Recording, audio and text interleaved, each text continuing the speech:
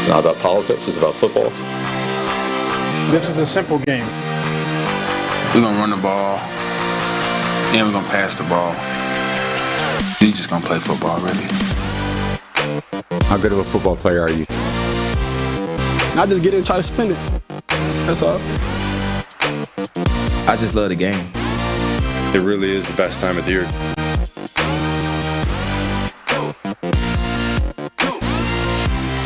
What's up, everybody? Welcome back to It's Just Football. Trevor Sikkema and Seth Galina here with you on a Thursday edition of the show, and it's a special one because this is the final day of trivia. 7 wins on the desk on the season, 6 wins for the chat, and it's winner take all here. Obviously, if we win trivia, we'll be up in the standings. We will be the season champs.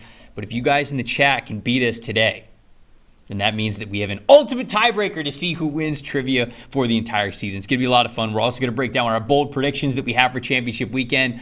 And, of course, we're going to touch on a little bit of breaking news that we had this morning. But before we get to that, Seth, how you doing, my friend? Terrible. Awful. Wonderful.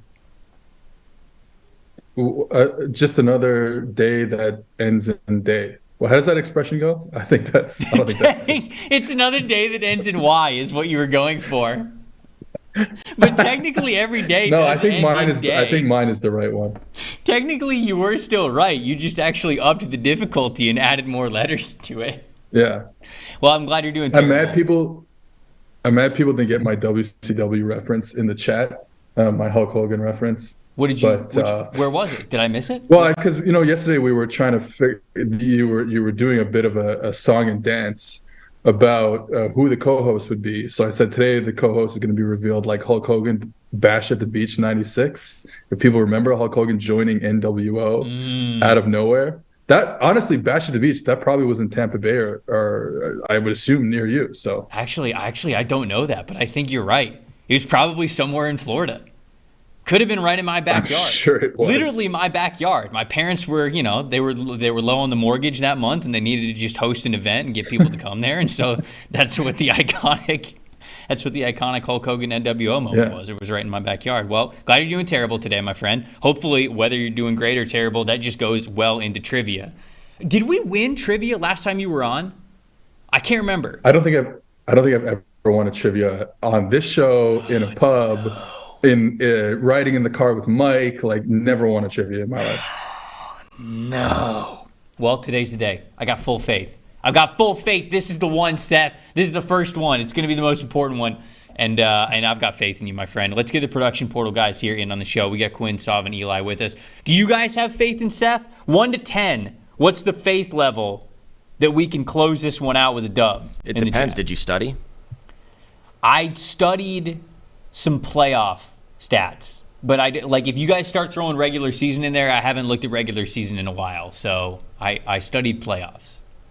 That's kind of where I'm at. 6.5. That's my confidence level. Look, it's 4.5. Oh no, I was gonna say it's more than 5, but now it's not. Eli's just mad because I said I wouldn't give him a full-time job if he threw the office a pizza party. But No. I said I'm throwing Chad a pizza party if they win. I said if you win, you have to give me a full-time job.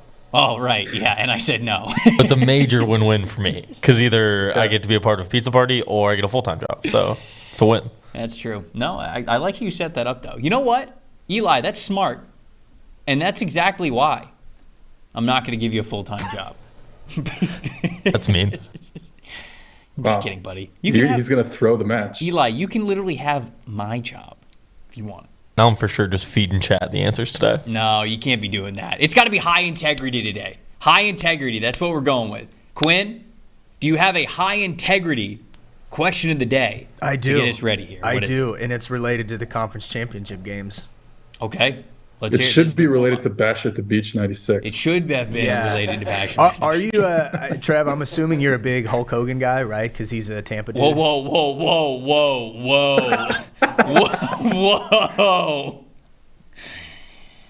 I have watched Hulk brother. Hogan as a wrestler. who he is off of the wrestling ring is something completely different. But he is a Florida man. Hulk Hogan and unfortunately, Terry Bollea are two very different people. Yeah. He admitted that in court, actually. Thank you. Yeah, as long as we're clarifying that here today in the chat. But he is a Florida man, so you're right. He is. I heard he hosts karaoke things down there still, somewhere in Tampa. You got to pay $20 to get in, though. Maybe we should go. I might do that. I might do that just in an undercover agent. Just wear sunglasses in there at night. See what's going on. I think our next trivia should be from there. Okay. All right. What's the question of the day? What do we got? All right. Which player holds the record for most passing yards in a conference championship game? Ooh. Most passing yards. Well. Man. I know the answer. If this is a sign for how well I studied up for trivia today, I know the answer to this question. Seth, do you have any guesses? Is it this is all time? This is not PFF era. This is all time. Oh, okay. So I actually probably only know PFF era, which is well, you still might know it. It's still gonna be my answer because it was a crap ton of yards. So. Seth, do you have any guesses? Matt Ryan. So Matt Ryan is also a couple of guesses that I've seen in the chat. TJ said Kurt Warner. Walt said Kurt Warner. Ferguson, Birmingham all said Kurt Warner. Well, what Kurt Warner, it's possible. I mean, he's played in 3 conference championships, I guess. Yes. This is single game though. Yeah. So, I mean, you got 3 cracks at it. This single game. Yeah, that's what I mean. Career. I think. Yeah, this is a tough one because I feel like it's probably like it's like Jeff George or something like that. But like, it's not a rando. That's your hint. It's not a rando. Okay. All right. Good NFL quarterback. A good Some NFL might say quarterback. great. There it is. Most would say great. Walt with the classic Y.A. Tittle reference because Walt does love guessing Y.A. Tittle for these questions. Yeah, we're talking great NFL quarterbacks. It's either Y.A. Tittle, Sammy Baugh, or Norm Van Brocklin. Who was that last one? You made up that name. Van Brocklin? No, you made up that name. That's not real. I don't think I did. No, it's not real. I think he's the all-time passing yards leader in a game. Is he really? Somebody look this up. I think. I actually need to know this. All right, you guys obviously have your guesses early on in the show. We'll get your final guesses at the end of the show after trivia for which player had the most passing yards in a single conference championship game. Seth, the news broke right before we went live that Nathaniel Hackett, former Denver Broncos head coach, now is going to be the offensive coordinator for the New York Jets. How do you feel about this one? I don't know how much Russell Wilson you were subjected to watching this past season. I don't know how closely you followed everything in Denver, but like, what did you think of Hackett overall, either before Denver, while he was in Denver, and then how that goes into what he might be doing with the New York Jets this upcoming season? I will say it seems like Hackett over his career, it seems pretty mid.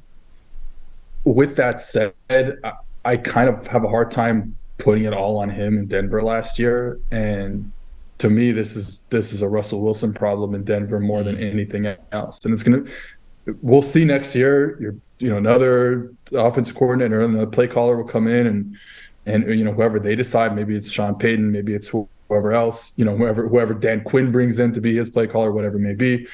But to me, it's more of a Russell Wilson problem. I do think it's very, very funny to think of Nathaniel Hackett being brought in for the sole purpose of attracting Aaron Rodgers, and then that never happening. And this goes on for like 3, 4, 5 years, and it just never happening. And all these offenses just being completely mid.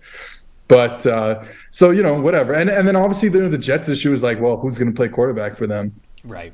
Like if it's not Aaron Rodgers, let's say, it's Zach Wilson is just not the guy. Clearly, Mike White. You got to give him credit for a lot of the good things he did, but I don't think he's the future, though he is obviously a young player, so you never know. So that's really going to be the issue there is what happens. And I think Mike LaFleur was a scapegoat as well in New York.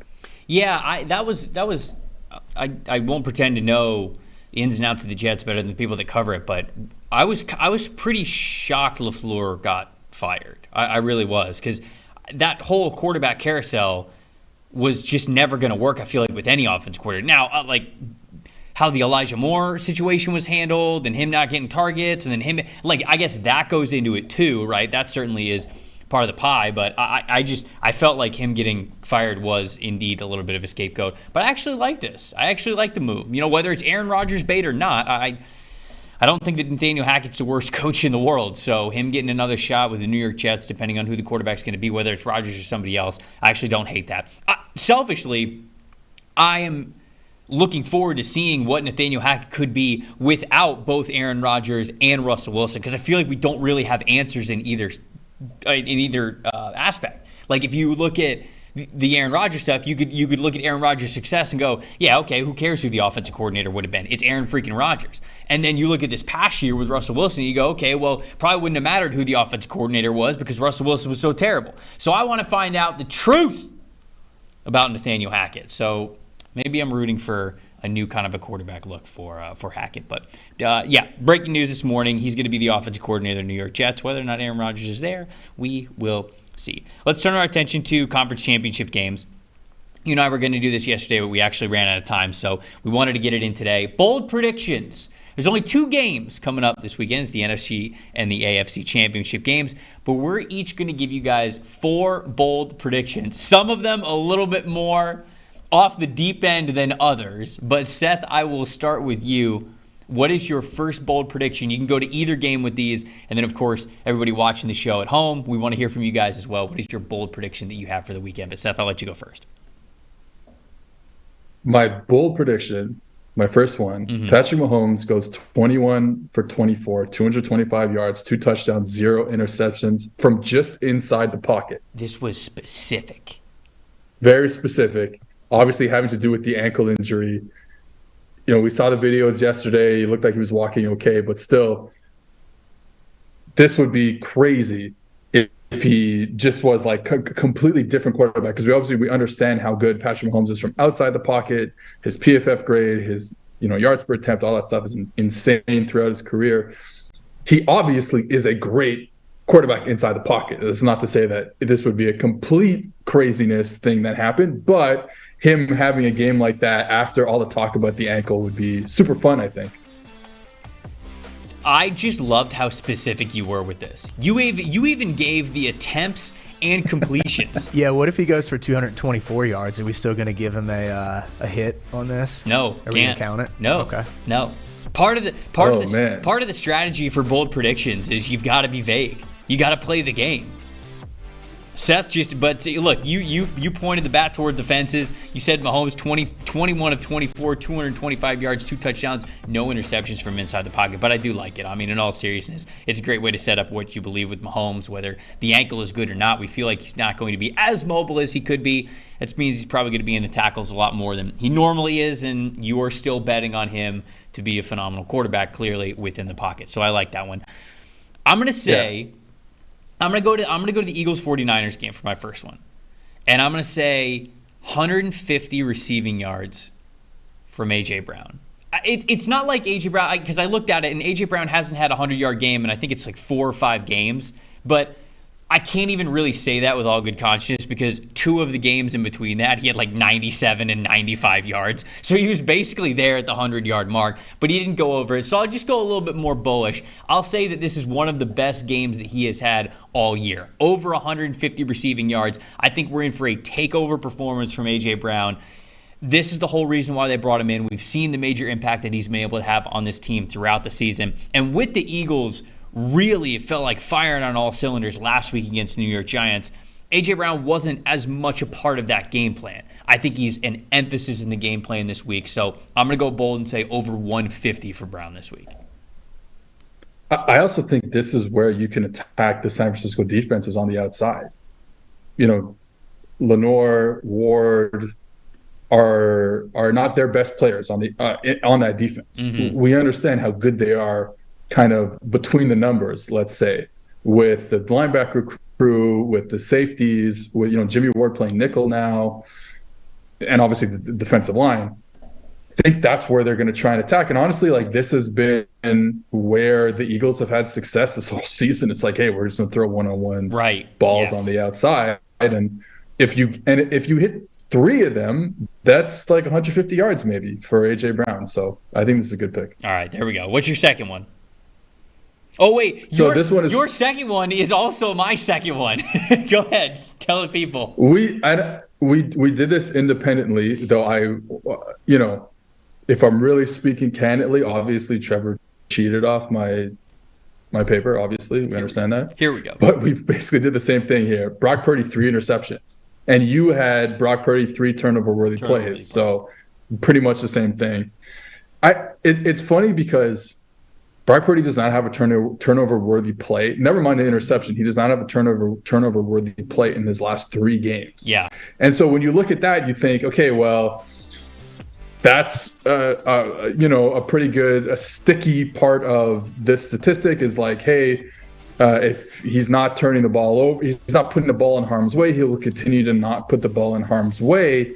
But I do think because of what we know about Brock Purdy, in the sense that he's a 7th-round pick, he's only playing in I get this is his 8th start or 9th start, there's a chance that this kind of reverts, right? Like, I believe in Brock Purdy to a certain degree, but I also believe that there's a chance that it reverts to the other way. Maybe they get down in a game. They haven't really been down too bad, like certainly not double digits in his starts, if I believe. So I think this is a game where it really could happen. I would not be surprised. Yeah, this is one of the best defenses that he's obviously going to face since that stretch of him taking over. Hasn't had a turnover-worthy play since Week 17 against Las Vegas, and that was that crazy back-and-forth game that we really did not think was going to be close. But I think because of the magnitude of this game, with it being on the road in Philadelphia, I'm betting on this being the worst game that we have seen from him. Now, is that in itself a bold prediction? Some people might look at this, take a step back and go, okay, you're predicting a rookie quarterback to have his worst game of the season against the best defense that he has faced on the road in the NFC Championship game. Exactly, yes. But I think that because of the hype that Brock Purdy has gotten, this feels like a bold prediction, right? We've got him up for Offensive Rookie of the Year, and he didn't even play for half of the season, right? So I just think that reminding people that this is going to be possible for him and even predicting it like both of us are, I'm with you. I said 3 turnover-worthy plays. You said 3 interceptions straight up. So basically the same thing. We think that he takes a step back. And am I reading this right? Like, if that's the case with Brock Purdy, you think the Eagles are going to win this weekend? Because I also am picking the Eagles to win this weekend. Yeah, I mean, to me, it's such an even matchup that I'll probably just take the home team. I honestly might not bet on this game because I have no idea what's going to happen. Because I believe so much in Kyle Shanahan that you could see Brock Purdy with 3 turnover-worthy plays, and then they still score like 28 points just because of how good this offense is. Right. So I still believe that way. But I guess I'll side with the Eagles at home. Obviously, that is a talented roster as well. So I know you're supposed to have hot takes, but I don't know who's going to win this game. All right, what's your next one? Because that was both of our second ones, so we kind of went back and forth there. So what's your third one? What is your third bold prediction for this weekend?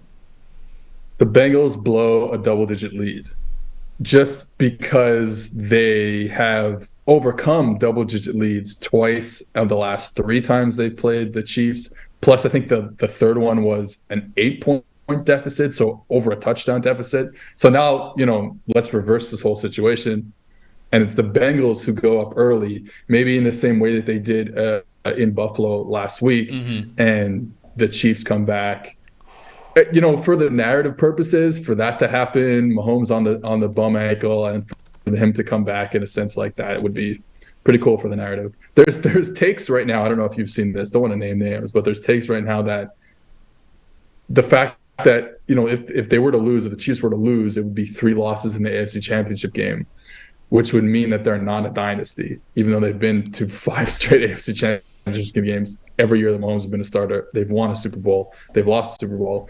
So anyways, saw that as a take this morning, but we don't have to get into that. I also saw that as a take this morning, and thought the criticism of them potentially losing in the AFC Championship game was a little ridiculous, if I'm going to be honest with you. But you're right. We don't have to dive into that. I'm going to stick with this game for my third bold prediction. I'm going to say that T. Higgins goes over 100 yards. Now, you might say, Trev, it's not a bold prediction. What are you doing here?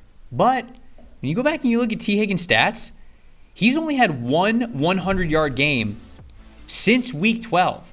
In fact, he's only had one game of over 40 receiving yards since week 12. And he's had 34 targets since then. And I was shocked when I saw how little receiving yards he's been able to have over the majority of the second half of the season. Really, it feels like since Jamar Chase came back and was integrated as that wide receiver one. I can't remember exactly when that was, and I know that they've gone off a little bit together, but it just has not been that dominant wide receiver duo since then. And I think this weekend it is. Like, I think that they truly lean on both of those guys. I think I liked your bet of Jamar Chase getting over 6.5 receptions yesterday. You know, I still think that Jamar Chase is going to have a massive game, but I really do think that T. Higgins is going to have a big time game as well. So about time that both those guys went off, and it's been a while since T. Higgins really had a good stretch of dominant performances here, and I really think that if they're going to beat the Chiefs this weekend and then whoever they're going to play in the Super Bowl, if they make it there, they're going to need T. Higgins to produce more than he has at least. So I'll say that he does. I'll say over 100 yards for Higgins this week. Yeah, it feels like they're doing a lot to get Jamar Chase involved in very different ways than just lining him up outside. And T. Higgins is still kind of that player. They're going to line him up outside. They're going to run these kind of outside routes, get the one-on-ones when they can throw it to him. That has been happening. And what you're seeing here is, so yes, Chase is getting a lot of targets because they're doing weird stuff to get him open. They're not getting the one-on-one, so where's the ball going? It's going to like Hayden Hurst and like Justin Wilcox or whatever over the middle of the field, Tyler Boyd. So that's, I think, why you're seeing less T. Higgins. Obviously, he's still a tremendous talent, and obviously you never know when he goes for 100 because he's that good. All right, last one. Last bold prediction. What do you got? Both games go to overtime. This is less of a bold prediction and more of a I hope this happens because I like watching exciting football games. That would be But incredible. Yeah, both games go to overtime. That would be nuts if both of these games went to overtime. I would love this one. I don't know if I feel like your other predictions might not line up with this actually happening, but maybe they do. Maybe it could all happen and we could get both games going to overtime. But dude, that would make for one hell of a Sunday, I think, no matter what, if both these games went to overtime. There's no way that's happened before, right? I doubt it. The NFC, New overtime rules too. Well, that for sure, which makes it more exciting because you're guaranteed possession for one of the teams. So, look, I would absolutely love to see it. My last one that I have, Christian McCaffrey has more receiving yards than he has rushing yards against the Philadelphia Eagles. I think the Eagles, I went into last week thinking that their run defense was a big-time weak point of the team. They came out and they absolutely proved me wrong. They shut down the New York Giants, not only in a direct way of being good in run defense, but also in an indirect way with how they were able to score a lot of points immediately. And that didn't exactly let the San Francisco 49ers be a team that could, the New York Giants be that team to lean on the ground game as much as they needed to because they had to score points. They were already behind too many points on the scoreboard by the time the second quarter and the second half rolled around. So I'm going to say that they defend the run very well with McCaffrey. I've got Elijah Mitchell back as well, so I think that goes into it too. But McCaffrey's going to get more receiving yards. They're going to use him as a receiver more than they are as a rusher against the Philadelphia Eagles to try to attack that secondary in a bunch of different ways. So that's my bold prediction there. You know, it's crazy. Like the Eagles being good on the ground is like it has kind of cemented them as like a really, really formidable defense. They already were because of how good their pass defense was, but we know that, you know, teams that had kind of been able to get them on the ground kind of between the tackles, and that's not the case anymore with, you know, them getting those additions in the middle of their defensive line in midseason. So good on them. People in the chat are saying that my takes aren't bold enough. All right. Christian McCaffrey, 250 receiving yards this week. There you go.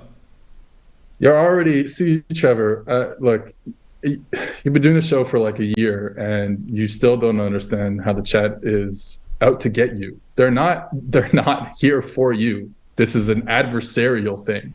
They're trying to get in my head. Yeah. Because of where we're going next. And I see what they're doing. I absolutely see what they're doing. And I'm with Seth. I'm not gonna let them win. I'm not going to do it because it's trivia time, baby. Seth, your camera went all blurry. I don't know what happened. Oh, there we go. I know. I saw that. Right, good. We're good, though. I didn't want to go into trivia with you still messing with your camera. I need the mind focused. Chat hacking the camera. See? They're trying to get us. They're out to get us, and it's not going to happen. It's trivia time, baby. You guys know what it is. It's 7 wins on the desk. Well, technically the remote desk because Seth's involved now. 7 wins here on the show. 6 wins in the chat. It's 10 questions, multiple choice questions. If you're new, basically what we do is we'll ask a question and there will be, it's like Who Wants to Be a Millionaire style. There's going to be 4 options to choose from. You guys are going to vote what your answer is in the chat. We're not going to be able to look. I'm shutting my computer right now and I'm taking the Apple Watch off because we were also accused of the Apple Watch somehow giving us answers, Seth. I don't know if you missed that. So now we got to take the Apple Watches off. The computers are closed. We're going to talk it out amongst what our answers are going to be. And then at the end of it, tally up who has the most questions right. They will be the victor. As I said before, if we win this week, that's it. Season title, the belt stays in Cincinnati. But if you guys win, that means it's tied 7-7 on the season, and we're going to go to an ultimate tiebreaker to see who wins the title for this year. Quinn, are we ready? We sure are. I'm ready if you guys are. All right, let's do it. Are you going to go over the categories? Do we have any different categories? Yeah, so it's again, same as it has been the last few weeks. These obviously are conference championship playoff-related questions, and then we have a few season superlatives at the end. Okay. All right. The final rendition of Are You Smarter Than a PFF Grader? Right here. Let's get into it. Quinn, what do we got? Let's do it. Who is the highest graded offensive player in the NFC Championship game since 2006 with a 93.8 overall grade? Is it Raheem Mostert, Nick Foles, Julio Jones, or Aaron Rodgers?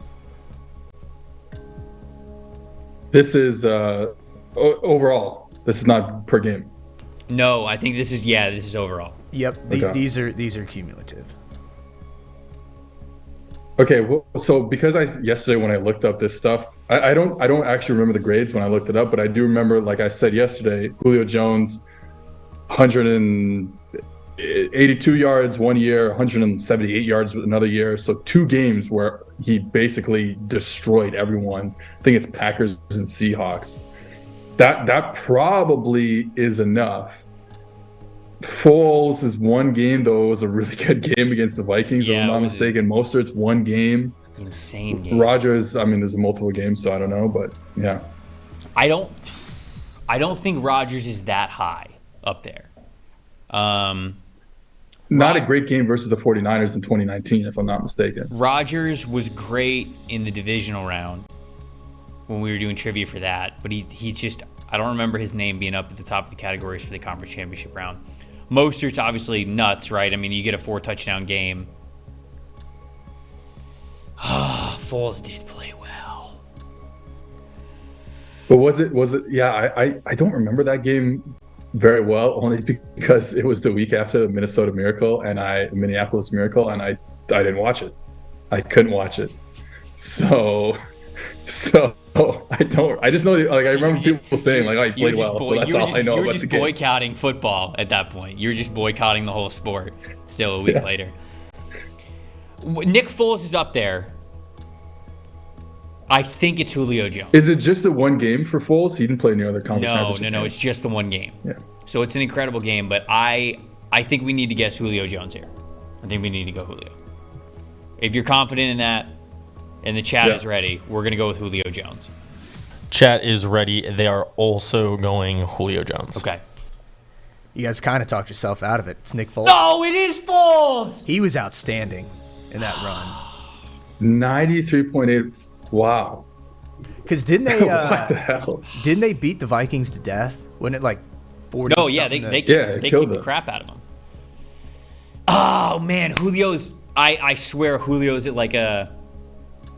He's like a 92.3 grade.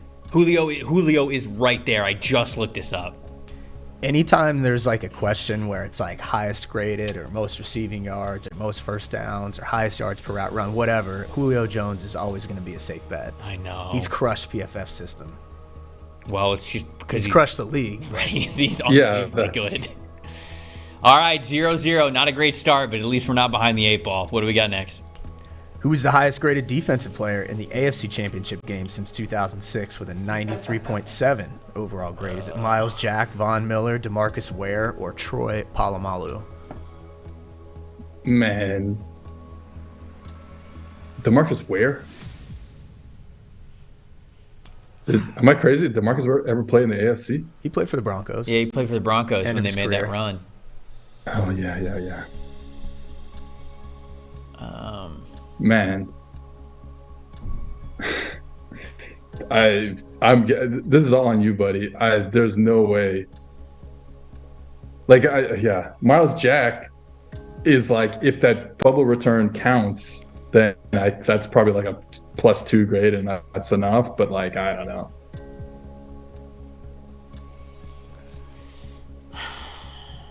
I will say, so the funny thing is, like with PFF grading, it's like probably an edge. Edges do tend to get graded higher unless you have like one game where you have like 2 interceptions and like 3 batted balls or something.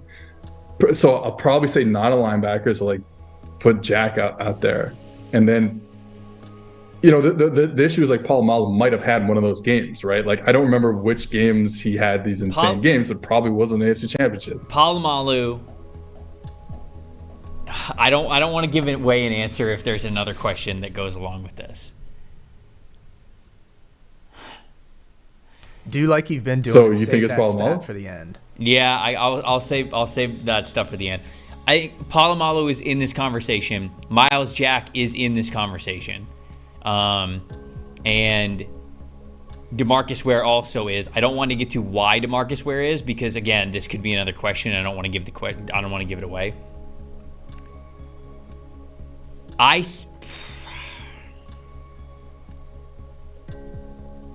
So this is on you, buddy, and let's remind ourselves, more than just this question. Apparently, in the back of your mind, you have the answers to related questions down the line. So this is a big one for us. I know.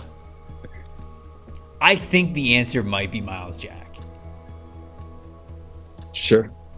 Miles Jack had. Was he the one who stripped it too? I think he might have stripped it and then picked it up and they said he was down, right? That's the play. So if he stripped it, then that's like probably a pretty good grade on that one play at least. We're gonna go. God. Miles Jack, just do it. Are you okay with it? Yeah, do you want to go Miles Jack? Of course. Okay. All right. We're gonna go Miles Jack. Chat's going Von Miller. Okay. It's Troy Polamalu. Do you remember, Quinn? Do you remember, like, when you looked this up, do you remember, like, he had, like, 2 picks or something like that? I don't. I do not remember this game. I can tell. It doesn't surprise me, though. I mean, he might be the best player on this list. Maybe. I mean, people are going to be mad at you. There's two surefire Hall of Famers on this list. Yeah, but so is and I would even say DeMarcus Ware is probably a Hall of Famer as well. I'm mad because when we get to the end of the playoff questions, I'll explain to you why I'm mad that we missed this one. But 0 for 0, nobody on the board yet. All right, that's okay. It's all right. All right, next question. What's up? Dave brought his A game for these questions. He did. He sure did. Who has the most total pressures in the conference championship games since 2006 with 21? Is it Rob Ninkovich, Chris Jones, Alden Smith, or Clay Matthews? Jesus, man. Okay, I know the answer to this question. Okay, so go ahead, because there's no way. No, but I know the answer. Yeah, I want you to talk it out. You got to talk it out, because if I talk it out, then here's my thing. So these are done by Dave. Dave does the questions. Dave does do these questions. Yeah. So he's looking this up because he wants a question where Chris Jones is the answer. That's my theory on the matter. It's not a bad theory. It's not a bad theory. It is not. Because I mean, there's so many good players here. I mean, Rob Ninkovich, I guess, was a good player for a bit there for the Patriots. Played in a lot of games. That's the other thing. It's like total games. Rob Ninkovich probably played in the most AFC Championship games, I guess. Chris Jones now, obviously that's 4, and he's playing his 5th now, and he's obviously a great player too. So I'll say, in my opinion, Chris Jones, but obviously if you know the answer. Is the chat, did they vote yet? Is it locked in? Yeah, chat's going Ninkovich here. Okay, the answer is Aldon Smith. It is Nice. Aldon Smith. You did know it. Rob Ninkovich So Rob Ninkovich is 2nd, and Chris Jones is either 3rd or 4th.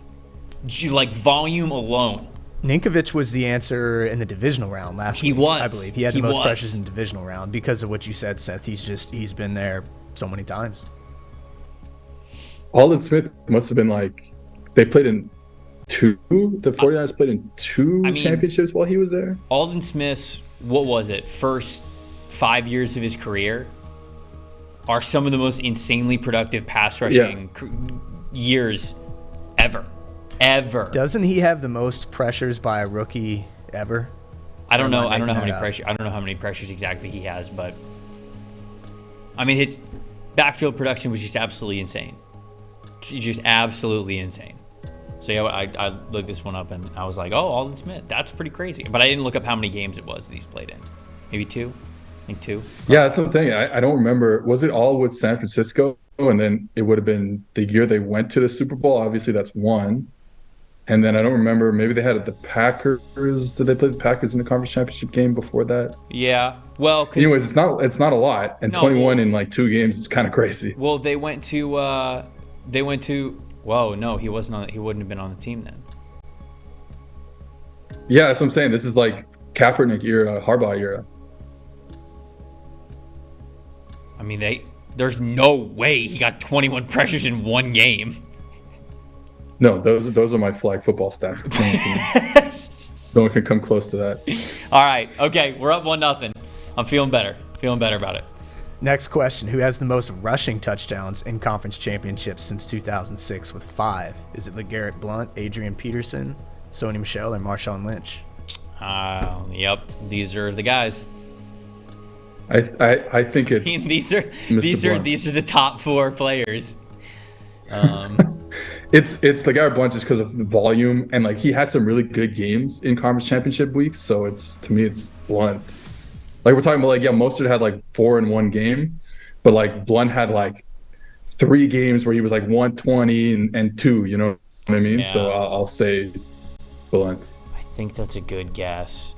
Peterson is up there, and Marshawn Lynch has some of the most insane playoff statistics that I looked up.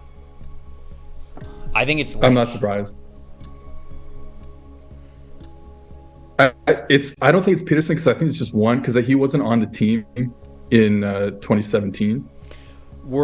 Seth, I don't know if you were here for this. No, you must not have been.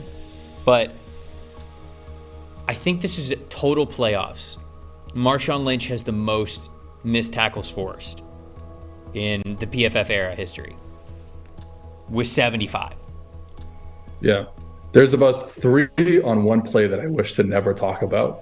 Sorry, buddy. In second place behind him is Derrick Henry with 25. He has 50 more missed tackles forced in the playoffs in the PFF era. Nuts. Well, all good 50. player. All 50 came on that 1 run against the Saints. Yeah, all right. This has become a tech. I would also go with LeGarrette Blount. We can go with LeGarrette Blount here. I think this is a pretty good guess. Chad is going with LeGarrette Blount. Okay. Everybody's right. There it is. There you go. I'm glad that you were bullish on that one, Seth, because there is a chance that I would have said Marshawn Lynch. I would have been swayed with Marshawn Lynch. Blount went to like 3 straight conference championship games, like 2 with the Patriots and then 1 with the Eagles or something like that. Yeah, or he went to like 3 straight Super Bowls or something. I don't remember, something like that. No, that was Pat Maroon who went to 3 straight Stanley Cups. Oh my God! More attacking my whole personality here. on this All right, chat. what do we got next? 2-1. Who has the most interceptions in conference championships since 2006? Is it Sam Shields, Asante Samuel Sr., Richard Sherman, or Jair Alexander? Man. Damn. Yeah. I feel like Asante was an interception beast. But was he in the playoffs? That was my first idea here. It's just like he's just one of those guys who got a lot of interceptions. Now, obviously, we're talking about like 2 games, 3 games max, really. Yeah. Sherman would have had more games, I think. So, Jair, I maybe had 1. He's only been to 1, right? So, no, he's been to 2. 2. No. He's been to 2. To 1. Right? Was the Bucks game was the championship game? Yeah. Because he had the Niners game and then the Bucks game. Okay. As long as he played in both, which I think he played in both. Could be mistaken. Yeah, I think so. I know That's Richard possible. Sherman's the highest graded corner in conference championship games. With like minimum snaps taken into account. But right. Then that's obviously a good pick there too. I mean, like the picks are going to boost your grade. Right. Cuz he's got like a 91.7 grade in the conference championship. I will say the fact that we both thought Asante Samuel like right off the gate maybe is a sign from above, but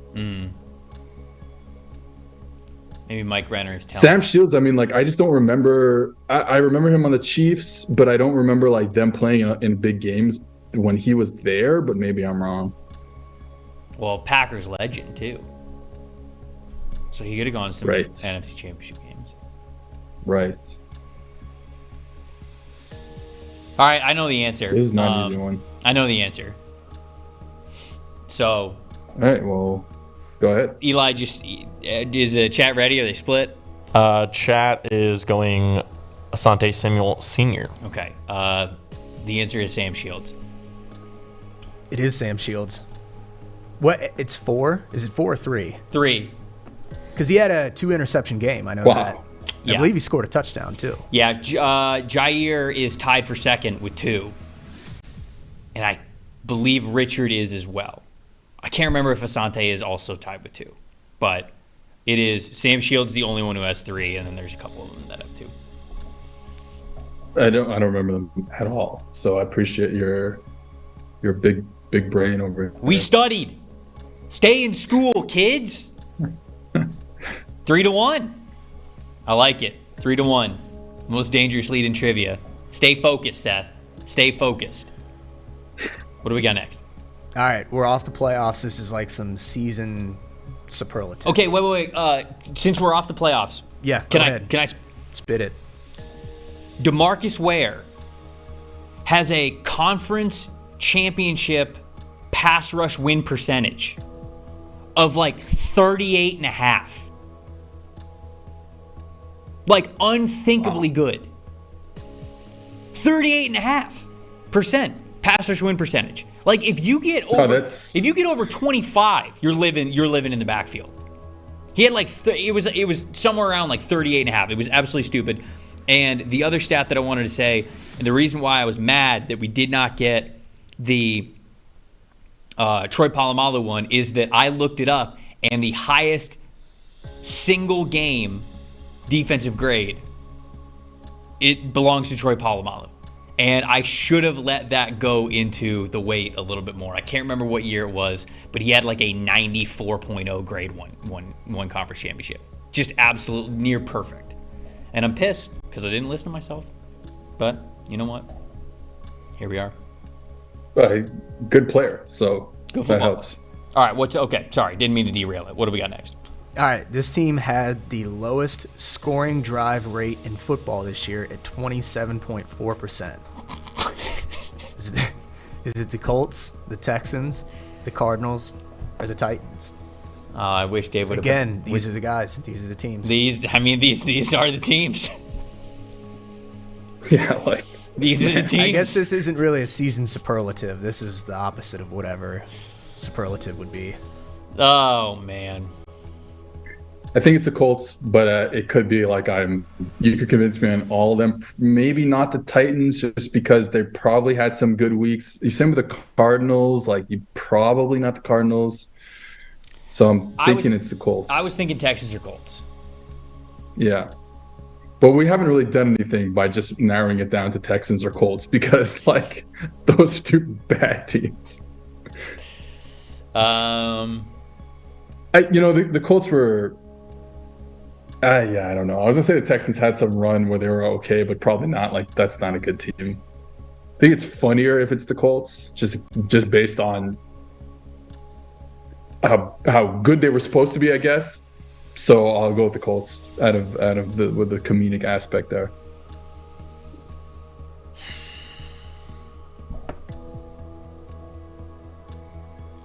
Titans also suck. I want to remind, like, I think this is my first time, then my second time doing the trivia, and I want the chat to know how easy it is to look up these stats that on PFF Ultimate. Like, this is not like this, like, all right, Dave is not sitting in like some like dark room, like trying to figure this out. This is just like the easiest stuff you can find. Dave doesn't turn any of the lights on in his apartment to save energy. Dave is literally in a dark room looking up these stats. I don't know. I mean, we can go with the Colts. We could sit here for 5, 10, 15 minutes and I could convince myself of all these teams. So, yeah, no, I agree. If you think the Colts are the best answer, then I'll defer to you on this one. Yeah, I'll just say the Colts. All right, we're gonna go with the Colts. Chad's also going Colts. Okay, it's the Titans. Wow. Kind of shows you how much they fell apart at the end of the year there. Gotta look at the topic bars, guys. Oh, man, that's brutal. Gotta look at team offense bar charts. That's tough. That's a tough look for the Tennessee Titans. That is a tough look. That's so bad. How did that happen? How many questions do we have left? We're up 3-1. 3, I think. 3 left. Okay. All right. Okay. All right. Gotta lock it down. Gotta lock it down, Seth. You guys ready? Yep, we're ready. The Jets and this team are the only two teams to not have gone for a 2-point conversion this season. Is it the Ravens, the Titans, the Rams, or the Panthers? Dave! I'm gonna kill you, Dave. Dave, what are you doing? You're so lucky you're not gonna be in Cincinnati next week when I'm there. I swear to God. I don't know, man. Like what?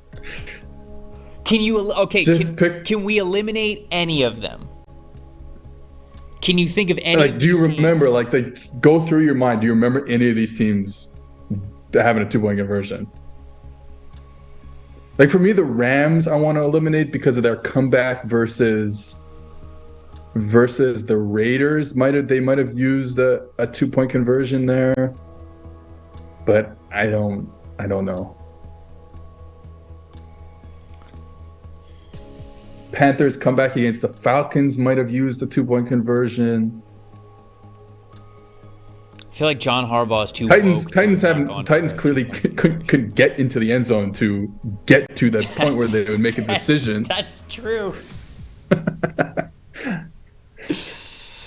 is true. That is true. That goes into it. Yeah, I don't, man. This is up to you. Look, we have a lead. We're up 3-1. Yeah, I feel like Ryan Tannehill, when he was healthy-ish, means they would have gone for 2. That makes sense to me.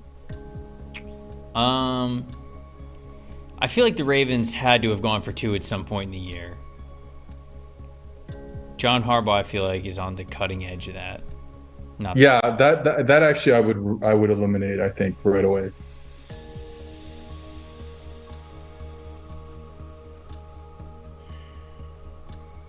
I think I'm leaning Panthers.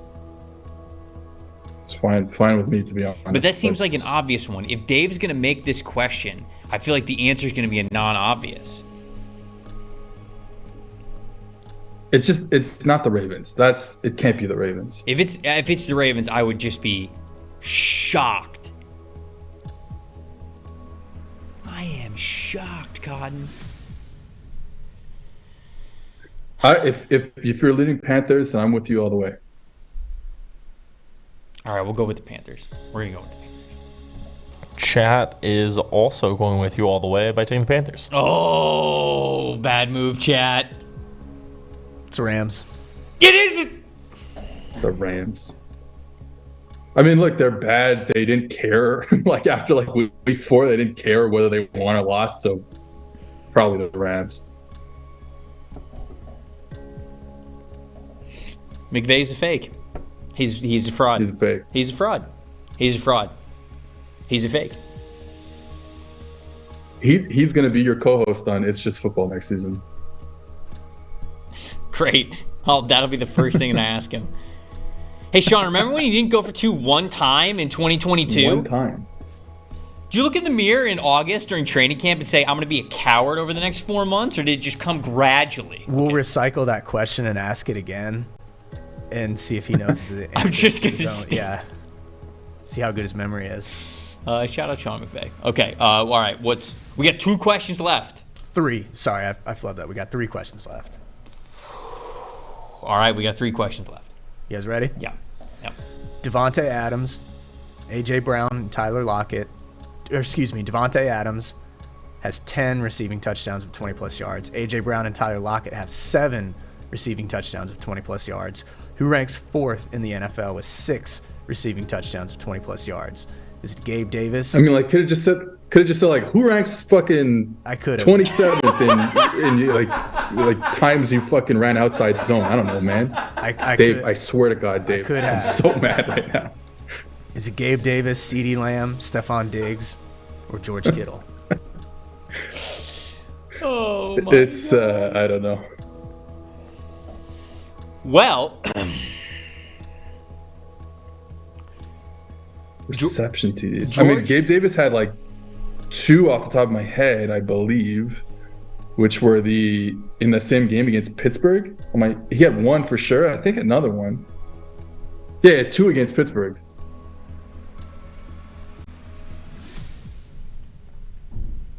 It would. Oh, man. Obviously, like the way that the Bills play, it could be either Davis or Diggs. I just remember the 2 against Pittsburgh for sure.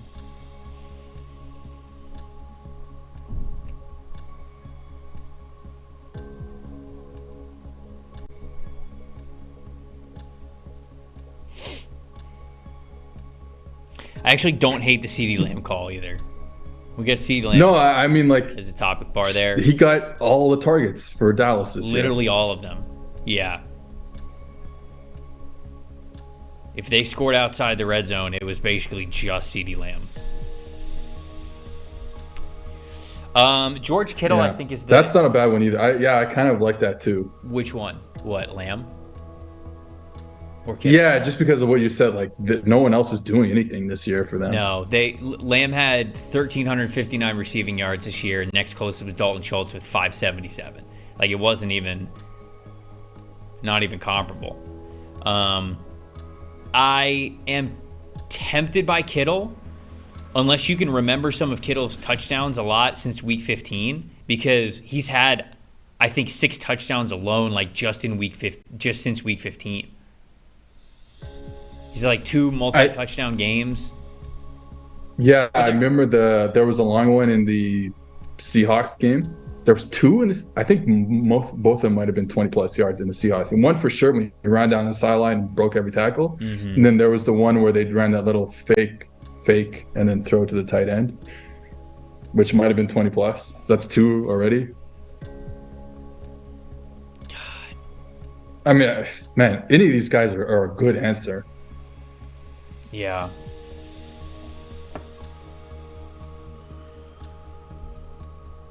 And I'm not even sure if the question was who led the league, like overall, I'm not even sure I would have guessed Devontae Adams.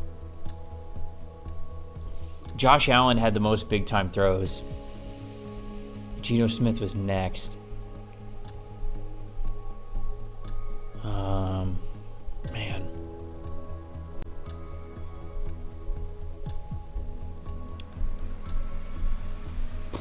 I mean, look, my first thought, like I said, was Gabe Davis, but I'm willing to go with someone else. No, I think I would go CeeDee Lamb here.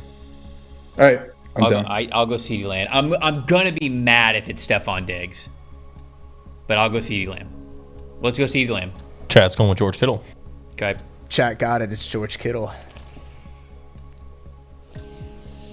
Shouldn't have looked at the topic bar on that one. No, I thought there's no way all of them were beyond 20 yards.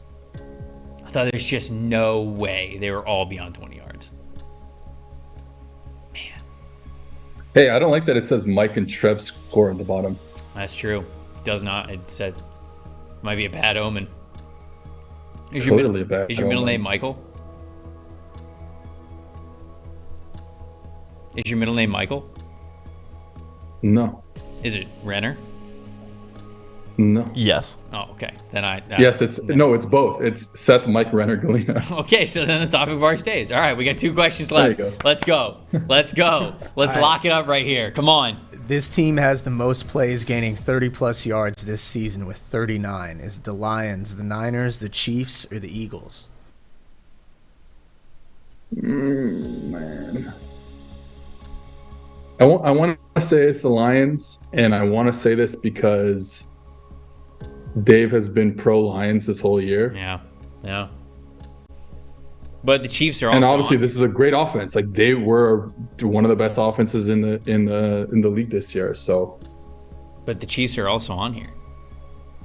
but I don't know if like 30 like the thing with the Chiefs like is like maybe in years past they would have a lot of 30 plus yarders. Right. I think this year probably less 30 plus yarders even though they were a great offense.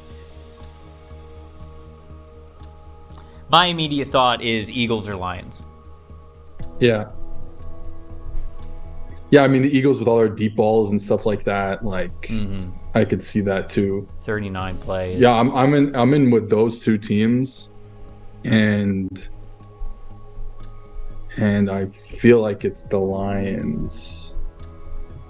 39's a lot. Yeah, it's a lot, man. It's so much.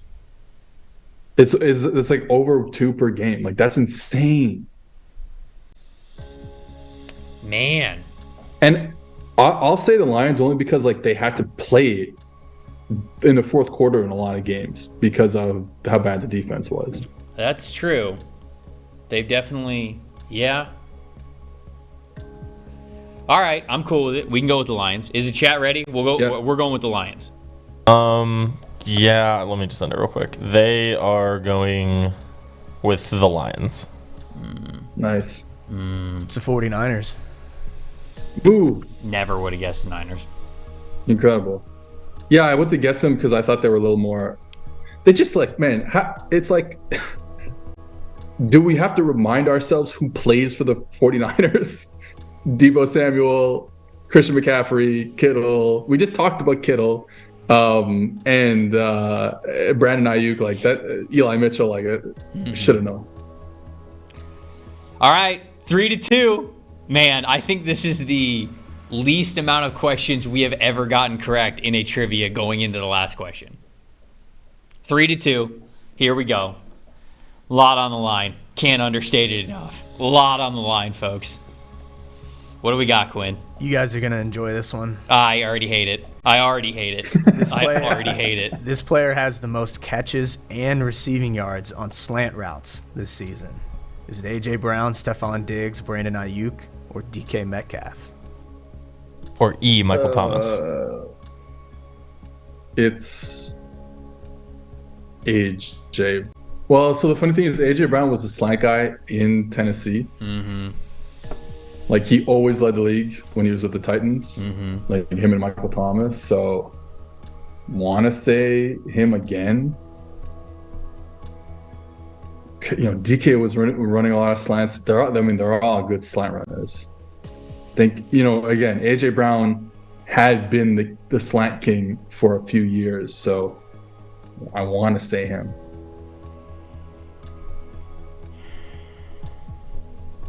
I would also lean AJ Brown.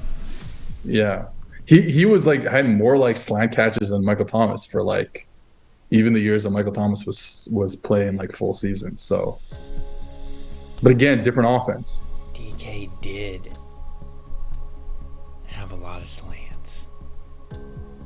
Yeah.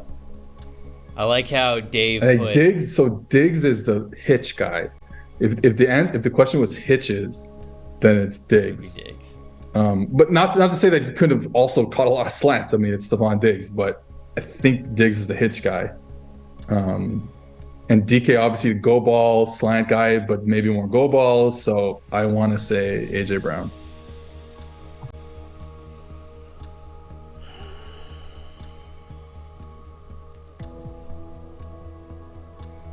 I also just like want to profess my love for Brandon Ayuk, who was like one of my favorite receivers to watch. Yeah, also. but I don't he was think also a good slant runner. Is he running a lot of slants? Yeah, I don't know. I mean, he is, but like, is it as much as 27 catches? I don't know. I don't think so.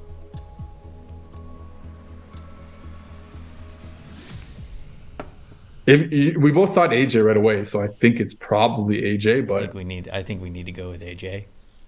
Yeah. All right, we're going AJ Brown. And chat is going to go Brandon Ayuk. Are we ready to hand over the slant boy title from Michael Thomas to AJ Brown? Because it is AJ Brown. Let's go! Is he the new slant boy? Hell yeah, Seth! Woo! You know, after it. I never doubted us. He scored it might 5 have touchdowns. seemed like I did, but I never doubted us. I've been around Dave Silfaro for a long time. Let's go! And I never doubted myself versus Dave Silfaro. When you get here next week, Dave's going to fist fight you over that. Oh, my goodness. What a down to the wire finish. I'm literally sweating. I'm literally sweating right now. I don't even know what time it is. I wasn't even paying attention on the clock. Are we over 12? We're over 12. We're even over time on the show. Holy cow. Chat. Down to the wire. About as good of competition as it gets. Came down truly to the last question. The last question of the year came down to it. So let's say we won. The three of us. I'll add, me, Mike, and you. We're better than the chat. Wait, was I third? Wait, was I third on that list? You, Mike, and me? I was the third name? I've been here for every show. Well, been here for every trivia. Then. Chad, thank you so much for making that a ton of fun. Should we do the tiebreaker just for fun? What's the tiebreaker question? We're running a little late. Okay. All right. We'll save it for next year. We'll run it. We'll save it for next year. Yeah. Oh, man. Love you guys. Thank you guys so much for being involved in the chat, doing trivia with us. That was a ton of fun for us to do all year. Final standings. 8 wins on the desk, 6 wins on the chat. You guys gave us a run for your money. You guys don't even have PFF Ultimate, so I think that you guys should be very, very proud of yourself. The answer to which player holds the record for the most passing yards in a conference championship game, I am pretty sure, is one Peyton Manning with 400 passing yards in a single game. You got to go a little higher. Sure. Oh, what was it? It's Dan Marino. Oh, 421. it is Dan. Wow. Okay. Dude, I was thinking only PFF era. I was thinking PFF era. Danny Marino, 421. Go watch. I beg everyone in the chat to go watch. I think it's on NFL Throwback, I think it's the name of the channel on YouTube. Go watch the 20-minute Dan Marino highlight reel. It's the most insane thing I've ever seen in my life. Just 30 years ahead of his time. So good. He's wild. Marino, there it was. Shout out to everybody who guessed Dan Marino. Do we have a chat champ for the day? We do. It is going to be Walt. Walt was on it on most trivia today, so I had to give him a shout out. Go Walt. There it is. Congrats, Walt. Go Walt. Walt says that he's chat champ every single day, so to give him the official nod, he deserves it. He absolutely deserves it. Well done, Walt. Well done, everybody who got involved in trivia, not just today, but all year long. We appreciate you guys. This has been one of our most fun shows and segments that we have done all year long. We got one more show coming up. We're going to talk everything that we're going to see this weekend. Might talk a little bit of NFL draft as well tomorrow on Friday, but you guys will just have to tune in and see. I'm Trevor Sikkema. That's Seth Galina for everybody in the production portal. Thank you guys so much for watching It's Just Football. We'll see you one more time right here at 11 a.m. tomorrow. See you guys then. It's not about politics, it's about football. This is a simple game. We're going to run the ball, and we're going to pass the ball. He's just going to play football, really. How good of a football player are you? Not just get it and try to spin it. That's all. I just love the game. It really is the best time of the year.